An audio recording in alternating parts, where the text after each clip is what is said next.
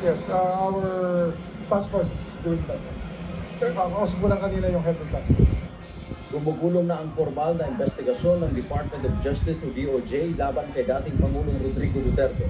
Ayon kay Secretary Crispin Remulla, sa pangunguna ito ng binuong task force upang imbestigahan ang umano extrajudicial killings o AJ case kaugnay ng war on drugs ng nakaraang administrasyon.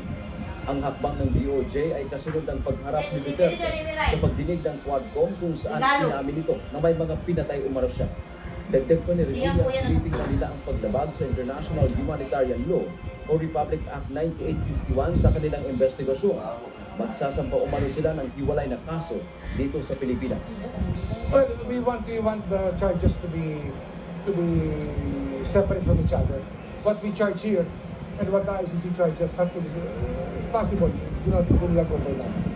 Samantala, sabi naman ni Attorney Salvador Panelo, dating Chief Presidential Legal Counsel, kung may ebidensya anya, bakit hindi na lang isampa ang kaso?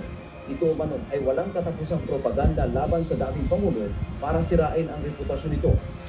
Sa tala ng pamahalaan, nasa 6,200 ang namatay sa war on drugs. Pero ayon sa human rights groups, aabot ito ng 30,000.